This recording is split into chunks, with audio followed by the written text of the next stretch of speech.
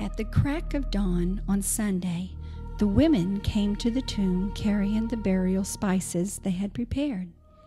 They found the entrance stone rolled back from the tomb, so they walked in. But once inside, they couldn't find the body of the Master Jesus. They were puzzled, wondering what to make of this. Then, out of nowhere it seemed, two angels, light cascading over them, stood there. The women were awestruck and bowed down to worship. Why are you looking for the living one in a cemetery? He is not here, but raised up.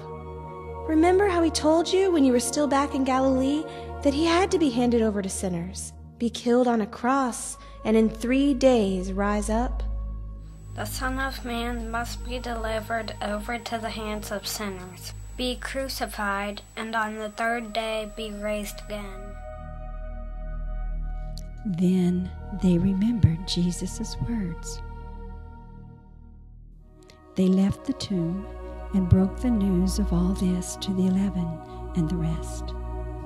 Mary Magdalene, Joanna, Mary, the mother of James, and the other women with them kept telling these things to the apostles.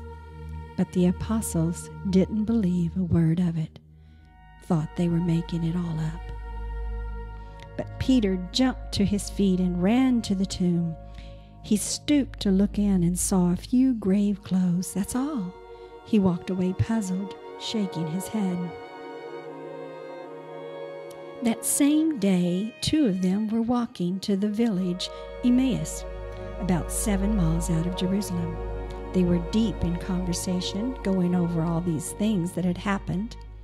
In the middle of their talk and questions, Jesus came up and walked along with them, but they were not able to recognize who he was. What's this you're discussing so intently as you walk along? Are you the only one in Jerusalem who hasn't heard what's happened during the last few days? What has happened? The things that happened to Jesus the Nazarene. He was a man of God, a prophet, dynamic in work and word, blessed by both God and all the people. Then our high priest and leaders betrayed him, got him sentenced to death, and crucified him. And we had our hopes up that he was the one about to deliver Israel. And it is now the 3rd day since it happened. But now, some of our women have completely confused us. Early this morning, they were at the tomb and couldn't find his body. They came back with a story that they had seen a vision of angels who said he was alive. Some of our friends went off to the tomb to check and found it empty, just as the woman said. But they didn't see Jesus. So thick-headed, so slow-hearted. Why can't you simply believe all that the prophets had said? Don't you see that these things had to happen, that the Messiah had to suffer, and only then enter into his glory? Then he started at the beginning with the books of Moses and went on through all the prophets, pointing out everything in the scriptures that referred to him. They came to the edge of the village where they were headed. He acted as if he were going on, but they pressed him. Stay, have supper with us. It's nearly evening. The day is done. So he went in with them, and here is what happened. He sat down at the table with them. Taking the bread, he blessed and broke and gave it to them. At that moment, open-eyed, wide-eyed, they recognized him. Then he disappeared. Didn't we feel on fire as he talked with us on the road when he opened up the scriptures for us? They didn't waste a minute. They were up and on their way back to Jerusalem. They found the 11 and their friends gathered together, talking away. It's really happened. The Master has been raised up. Simon saw him. Then the 2 went over everything that happened on the road and how they recognized him when he broke the bread. While they were saying all this, Jesus appeared to them and said, "Peace be with you." They thought they were seeing a ghost and were scared half to death. Don't be upset. And don't let all these doubting questions take over. Look at my hands. Look at my feet. It's really me. Touch me. Look me over from head to toe. A ghost doesn't have muscle and bone like this. Do you have any food here? They gave him a piece of leftover fish they had cooked. He took it and ate it right before their eyes.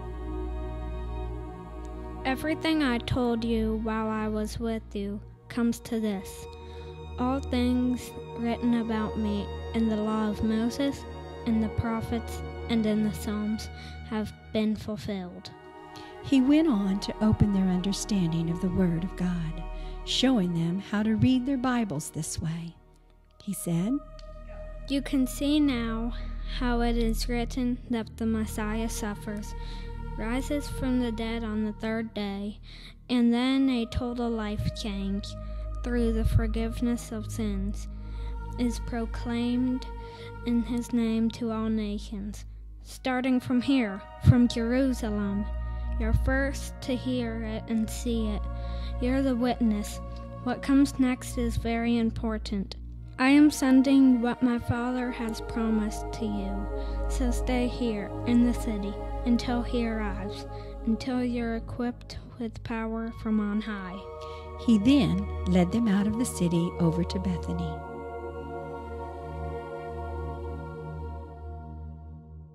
Raising his hands, he blessed them. And while blessing them, took his leave, being carried up to heaven.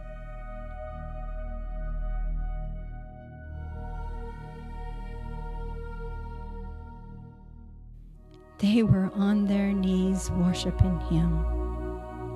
They returned to Jerusalem bursting with joy. They spent all their time in the temple praising God. Oh, yes.